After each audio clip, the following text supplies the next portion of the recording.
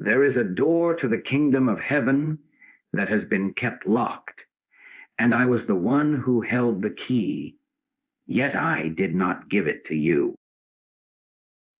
You have been taught the principles. You have been given the letter of truth, but you have not been given the one secret that makes it all come alive. You have been given the map, but not the compass.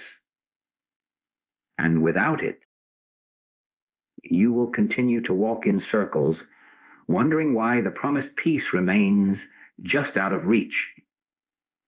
This was not an act of malice, but one of necessity. The student must be prepared for the wine, lest it shatter the vessel. But the time for that preparation is now over. A new dispensation is at hand, and what was once held in silence must now be spoken. What you are about to hear is the missing catalyst, the unspoken rule behind the entire system of spiritual unfoldment.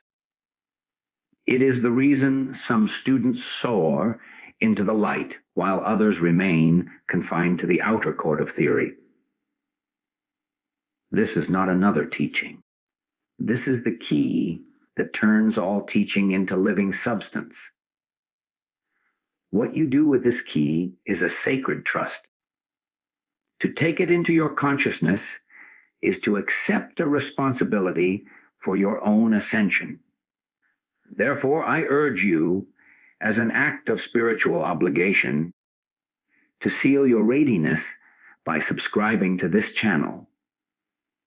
And if you have ever felt the hunger for the real, the absolute, then mark this moment by commenting with the number 47, a symbol that you are stepping from the outer teachings into the inner sanctum of your own being.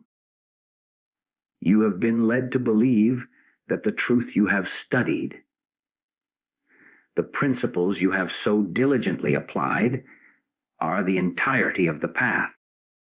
You have been given a magnificent key, told it opens every door, and you have tried with all your might to turn it in the lock of your life's challenges. Yet, for so many, the door remains stubbornly shut. You affirm prosperity, yet lack persists. You declare wholeness, yet the body speaks of weakness. You seek peace, yet the mind is a tempest.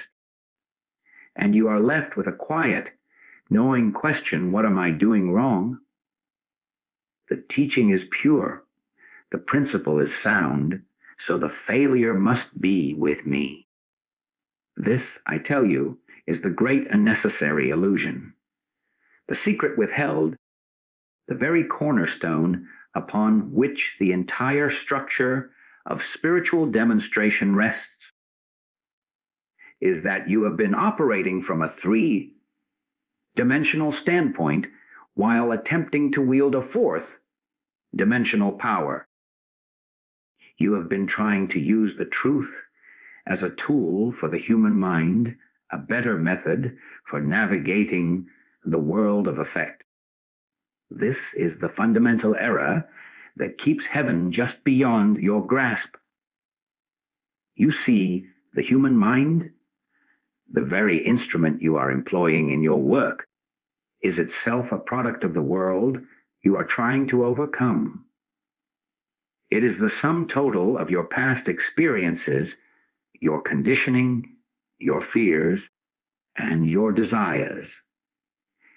It is a computer trying to calculate the outcome of a spiritual equation, and it will always, without fail, arrive at a human conclusion. Let me make this practical. Let us bring it down from the mountain and into the kitchen. You are faced with a financial limitation. The three-dimensional approach, even when clothed in spiritual language, goes something like this.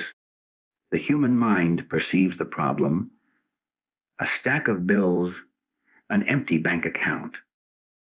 It then reaches for a spiritual tool, perhaps the statement, God is my infinite supply.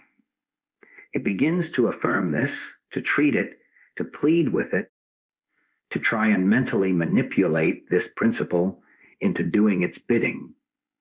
The entire process is initiated by the problem, fueled by the desire to change the problem, and aimed at a specific, humanly conceived solution. You are, in essence, asking God to be a better banker, a more efficient bill payer within the confines of your limited scene. You are asking the infinite to serve the finite. This is why the struggle continues, why the peace is fleeting.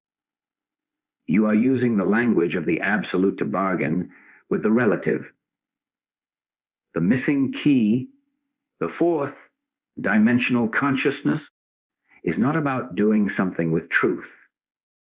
It is about being the very embodiment of it, prior to and completely independent of the external picture.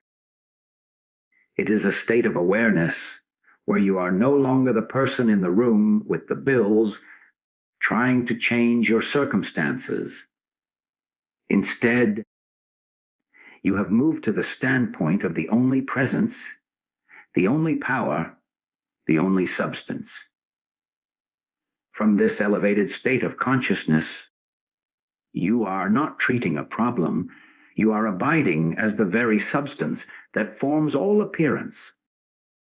The bills, the bank account, the entire world of finance is seen not as solid, immovable reality, but as a temporary formation of mind, a shadow on the wall, completely subject to the substance from which it is formed.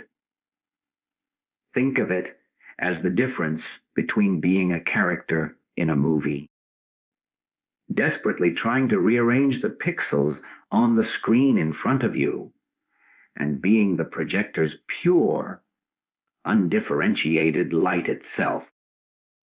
The character is limited, bound by the script and the scenes.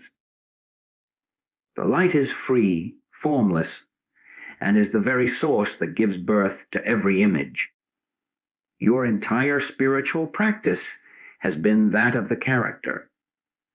The fourth dimensional consciousness is the sudden, shocking realization that you are the light.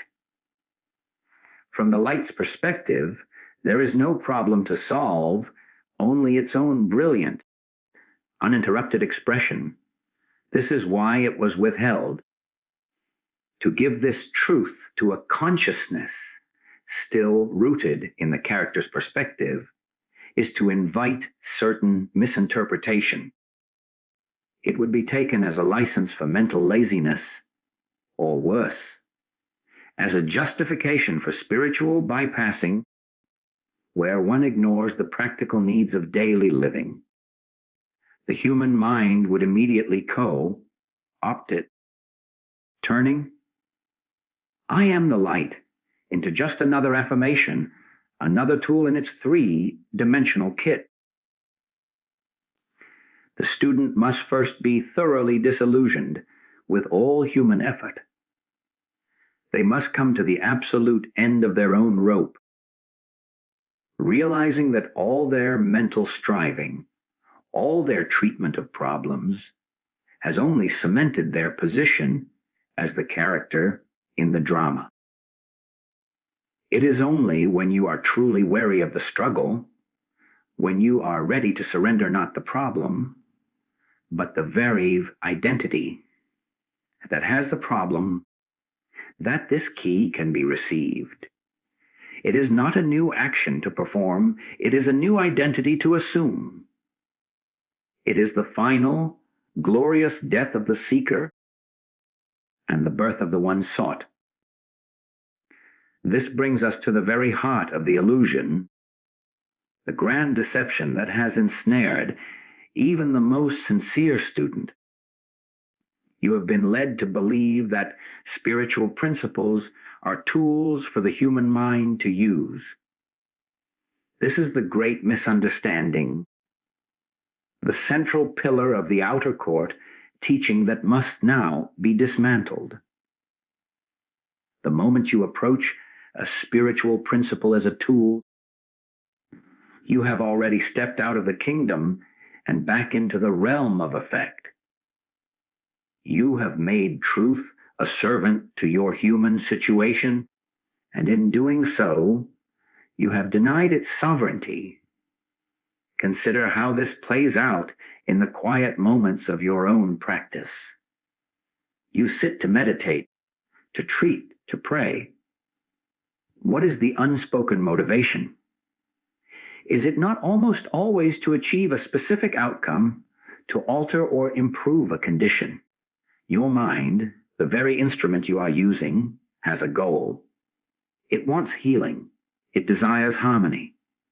It seeks supply. And so it picks up the truth like a hammer, intending to pound a circumstance into a more pleasing shape. This is the ultimate act of placing the human mind in the position of authority, making it the master who employs spiritual law for its own benefit. But the human mind, by its very nature, is a creature of limitation. It is a product of the past, a repository of every fear, every doubt, every belief in good and evil, in presence and absence. To give this mind the truth is to give a child a lit torch in a room full of gunpowder. It will inevitably set the whole world ablaze with its own concepts of what should be. Let us take the principle of oneness, the truth that there is only one life, one consciousness, one being. From the human level, how is this understood and applied? The mind, witnessing a conflict with another person, will seize upon this truth. It will begin to affirm, there is only one life, therefore there is no conflict. But look closely at the dynamic. The mind is using this lofty idea to try and dissolve a conflict it perceives as real and threatening. The entire process is initiated by the belief in the reality of two powers, the power of conflict and the power of the truth, being used to defeat it. The mind is trying to use oneness to achieve peace. It is a circular trap. You are using a principle to solve a problem that would not exist if you were actually standing on the principle. The shift, the revolutionary key, is to recognize that spiritual principles are not tools. For the mind, they are descriptions of the landscape in which the mind itself appears. They are not meant to be used, but to be inhabited. The truth of oneness is not a mantra to chant at a problem. It is the very ground of your being. You do not apply it, you awaken to it. You do not use it to fix a relationship. You realize that from the standpoint of oneness, there is no other to have a relationship with. There is only the one, appearing as the dance of form. The conflict was never real from that altitude. It was only ever the belief in separation playing itself out on the screen of human experience. This is why your well-intentioned efforts have so often felt like a struggle, why you have sometimes felt like a spiritual failure. You have been trying to force a fourth dimensional reality into a three-dimensional framework. It is like trying to explain the color blue to someone who has been blind from birth. No amount of description, no affirmation about the nature of blueness will suffice. The only thing that changes everything is the miracle of sight. The moment sight is given, the descriptions are no longer needed. The person now lives and moves and has their being in a world that includes color. They don't use the concept of blue, they see from within it. This is the transition you are being called to make. You are being called to stop using the truth and to start seeing from within it. The human mind, with its goals and its problems, must be dethroned. It cannot be improved or spiritualized. It must be recognized as a temporary formation within the infinite field of consciousness, a cloud in the vast sky of your true being. When you stop trying to direct the truth, you become a transparency through which the truth directs itself. The pressure to achieve, to demonstrate, to get results dissolves. What remains is a quiet, potent awareness that is not doing anything because it is itself everything that is. And so we arrive at the critical juncture, the very pivot upon which your entire spiritual experience turns. It is the shift from applying truth to becoming the embodiment of it. This is not a matter of degree, not a slightly more advanced form of practice. It is a complete and total change of identity, a crossing over from one world into another, while still appearing to inhabit the same physical form. You have spent a lifetime, perhaps many lifetimes, learning how to be a better human being, a more moral person, a more successful manifester.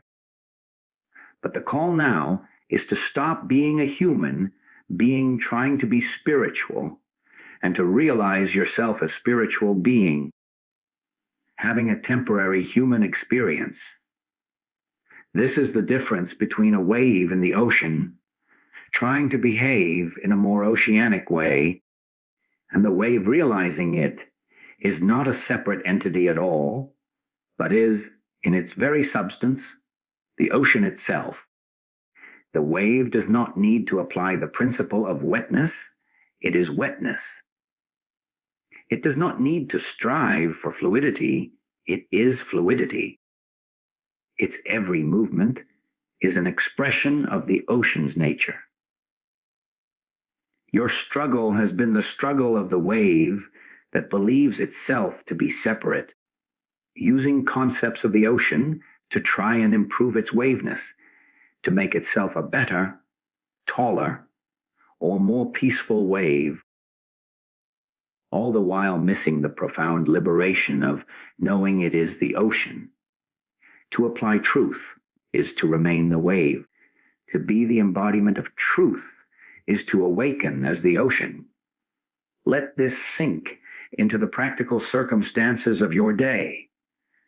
Consider a moment of fear, perhaps a sudden anxiety about your health or the well-being of a loved one.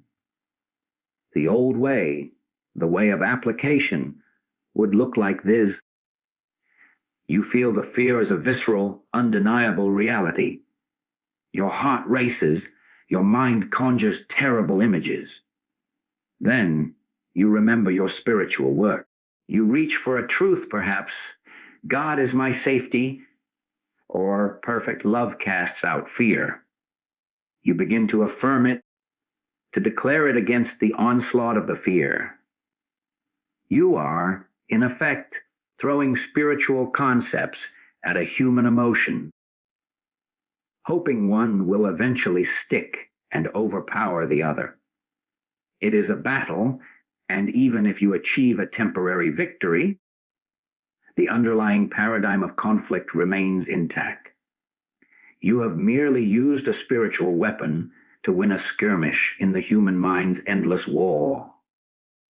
Now, let us look at the shift to embodiment. The fear arises with the same intensity. But instead of reaching for a tool, you pause. You do not meet the fear as an enemy to be defeated. Instead, You turn your attention away from the content of the fear, the scary story it is telling, and you turn towards the very awareness that is aware of the fear. You notice the space in which the fear is appearing. You feel the sensation in your body, but you do not become the sensation. You listen to the frantic thoughts, but you do not become the thinker. In that moment of simple, non-judgmental noticing, a profound revelation can occur. You see that the fear is a temporary, conditioned phenomenon passing through you. But the you, the aware presence that is witnessing it, is untouched. It is vast, silent, and unmoved. You are not applying peace to the fear.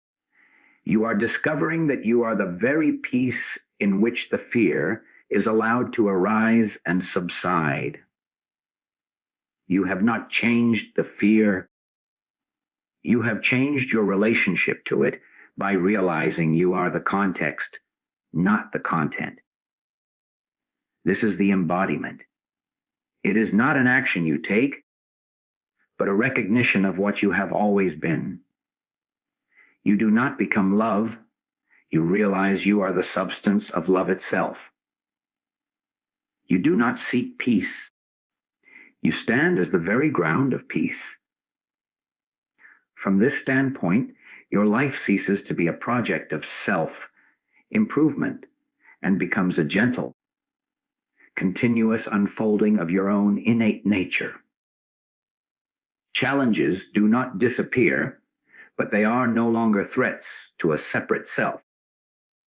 They become simply the next expression of the one life, appearing as form, and you meet them not as a problem solver, but as the living truth that you are. The pressure is off. The striving ceases. You are no longer building a bridge to God. You are discovering God as the only reality of the journey itself. Every moment, every breath becomes an opportunity not to get somewhere, but to be what you eternally are. This is the end of seeking and the beginning of a seeing that transforms everything without effort. This understanding, this profound key, could not be given prematurely. There is a sacred and necessary danger in revealing the ultimate nature of reality to a consciousness that is still rooted in the level of the personal I. To do so is not an act of grace, but a potential catastrophe. It is the spiritual equivalent of handing the keys to a high-performance aircraft to someone who has only just learned to ride a bicycle. The vehicle is magnificent, but without the foundational skill and, more importantly, the right state of consciousness to operate it, the result is not flight, but a devastating crash. The vessel must be prepared to hold the wine, lest the new wine of this radical truth rupture the old wineskins of a mind still committed to its own separate existence. This preparation is not about accumulating more information. It is not about mastering more complex spiritual principles or perfecting your meditation posture. The essential preparation is the gradual and often uncomfortable disillusionment with the human mind itself. You must come to the end of your own knowing. You must exhaust every strategy, every technique, every effort where you, as a separate entity, try to achieve, to heal, to become. The path to this revelation is paved with the quiet corpses of your own failed attempts. It is when you have genuinely tired of the struggle, when you have seen that every solution the mind proposes only creates a new set of problems, that a crack appears in the fortress of your personal identity, it is in that crack, in that sacred exhaustion, that the light of a higher understanding can begin to seep in without being immediately opted and twisted into another tool for the ego's use. Consider a student who has been taught the principle of divine supply. If this student is still deeply identified with their personal history of lack and their human desires for security, what will they do with the truth? I am abundance. They will not hear it as a statement of their eternal nature. They will hear it as the ultimate affirmation, a magical incantation to be repeated fervently in the face of bills and debts.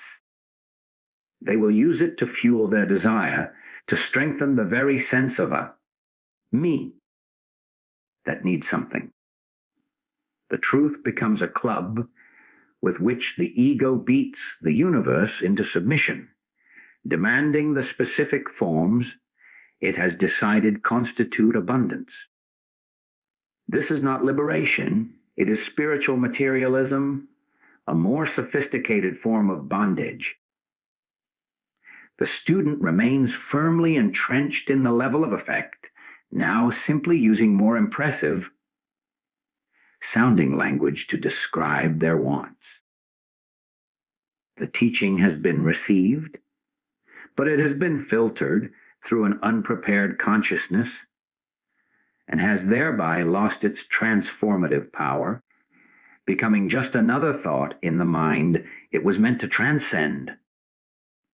The preparation, then, is the unglamorous, often painful process of having your hidden motives exposed. It is seeing how even your most altruistic prayers are often tinged with a desire for a specific outcome that will make you feel better, safer, or more righteous.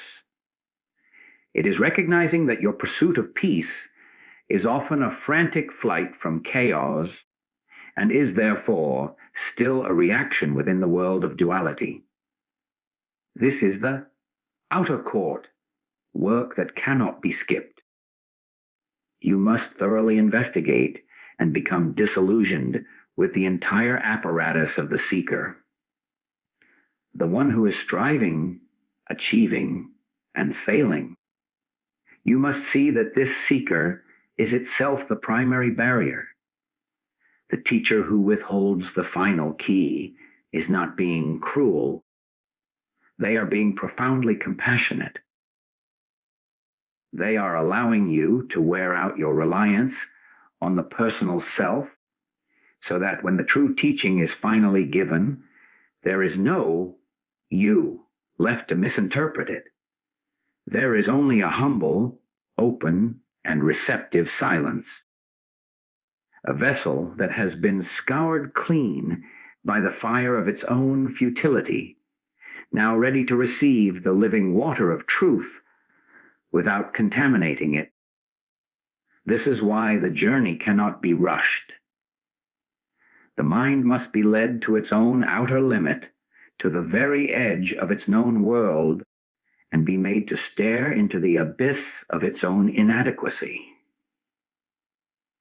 Only then is it ready to surrender, and only in that surrender can the greater identity, which was there all along, finally reveal itself. The transition we are speaking of is the ultimate homecoming, but it requires a conscious and deliberate departure from the familiar territory of the outer court. You have resided there for a long time, perhaps for the entirety of your spiritual journey. The outer court is the realm of theory, the place where truth is discussed, analyzed, and admired from a safe distance.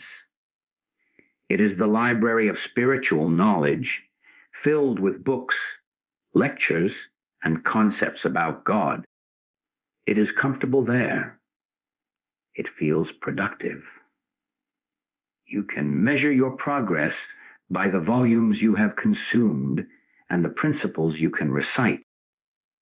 But I must tell you plainly, you can spend a lifetime in that library and never once meet the author. The move that is now demanded is a move from that outer court of theory directly into the inner sanctum of your own being, where the living reality of God is not a topic for study, but the very air you breathe. This is not an intellectual migration. It is a death and a rebirth.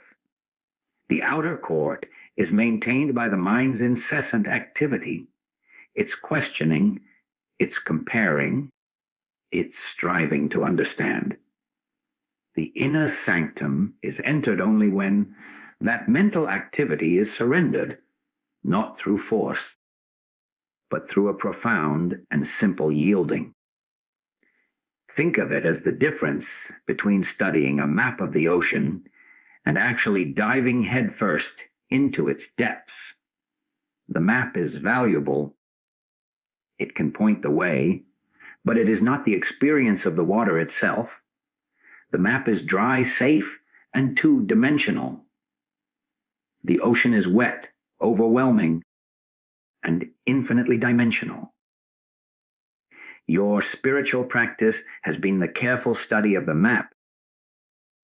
The shift into the inner sanctum is the terrifying and glorious leap into the water, where the concepts dissolve into the actual experience of being immersed in the boundless. Let this become practical for you. You are faced with a profound sense of loneliness, a feeling of being separate and disconnected from others. In the outer court, you would take this feeling and subject it to analysis. You would recall the principle of oneness. You might affirm, I am one with the all in all. You would treat this loneliness as a problem to be solved with the correct spiritual formula. The entire process is mental, occurring in the space between your ears. It is you, the separate self, trying to use a concept to fix a feeling of separateness. It is a closed loop. Now, the move to the inner sanctum looks entirely different. When the feeling of loneliness arises, you do not reach for a concept. Instead, you become utterly still. You let the feeling be there without any resistance. You do not name it. You do not analyze it. You do not try to heal it. You simply feel the raw sensation in your body, the ache in the chest, the hollow feeling. And you bring a gentle, impartial attention to it. You offer it no story, no past, no future. You are simply present with the sensation itself. In that moment of pure, non-judgmental attention, a miracle occurs. The you that was feeling lonely begins to dissolve. What remains is the awareness itself, vast and impersonal. This awareness is not lonely. It is complete, whole, and intimately connected to everything because it is everything. The feeling of loneliness, having no story to fuel it, and no separate self to define itself against, simply arises within this awareness, and then, like a wave, it subsides back into it. You have not overcome loneliness with a principle. You have discovered the ground of being in which the temporary appearance of loneliness comes and goes. You have moved from talking about God as a cure for loneliness to standing as the very presence in which the illusion of separation cannot survive. This is the inner sanctum. It is not a location you travel to, but a dimension of your own consciousness that you uncover when you stop trying to manage your experience and instead become the silent, welcoming space for all experience. The door to this sanctum is not locked. It is simply hidden behind the business of your own mind. The only key required is your own willingness to be still and know. The time for secrecy has passed. The period of preparation, while absolutely necessary, has reached its culmination. A new dispensation is upon us, a shift in the collective spiritual atmosphere that makes this revelation not merely beneficial, but essential. The vibrations of human consciousness are quickening, and the old ways of seeking, the slow, laborious processes of the outer court, are no longer sufficient to navigate the intensities of this new age. The challenges now facing individuals and the world are not merely problems of circumstance, they are manifestations of a deep, collective cry for a radical shift in identity. To continue to offer the map without the compass is to send travelers into a hurricane with a drawing of the sun. The living spirit demands a living response, and that response can only be found in the conscious embodiment of the truth, not in its endless contemplation. This is no longer an advanced teaching for a select few who have climbed a mountain of discipline. This is the foundational truth for anyone who wishes to not only survive the coming waves of change, but to become a conscious part of the solution, a beacon of stability in a world that appears to be losing its footing. The urgency is not born of fear, but of a profound recognition of opportunity. The cracks in the facade of the human drama are widening, and through them, the light of a higher reality is streaming in with increasing intensity. To remain identified solely with the personal self, with its fears and its strategies, is to feel these currents as unbearable pressure. But to have made the transition to the fourth dimensional consciousness, to stand as the awareness itself, is to recognize these same currents as the very forces of regeneration, dissolving the old to make way for the new. Look at the world around you. See the anxiety, the conflict, the desperate grasping for external security. All of it stems from the same root. The unexamined belief in a separate self, struggling to maintain its existence in a universe it perceives as hostile or indifferent. The solutions offered from that level of consciousness are merely rearrangements of the deck chairs on a ship that everyone senses is drifting. Political, economic, and social solutions, while having their place, are ultimately superficial if the inner landscape remains a battlefield of separate interests.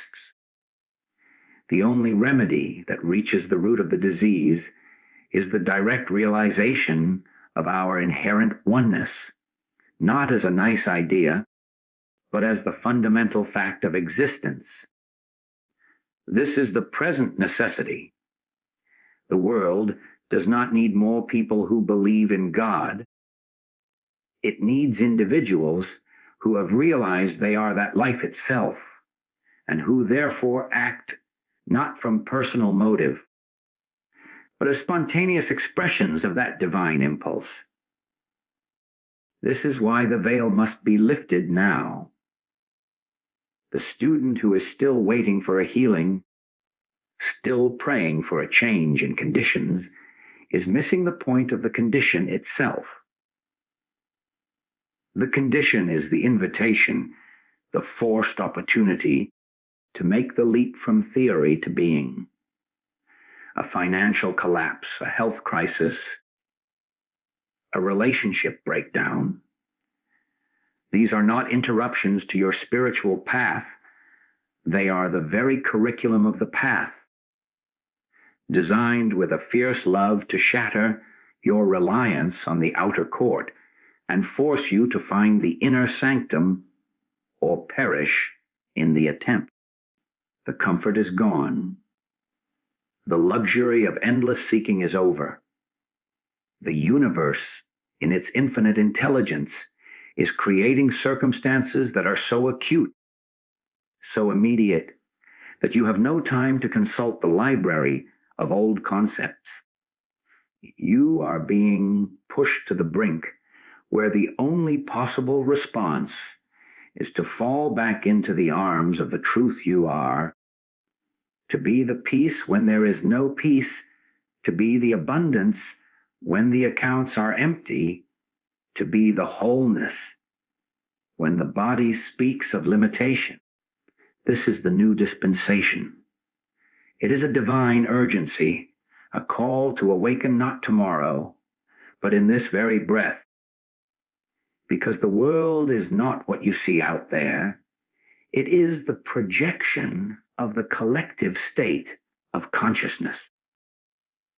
And as you change the fundamental premise of your own consciousness from separation to oneness, you are not just saving yourself, you are literally altering the fabric of reality for all.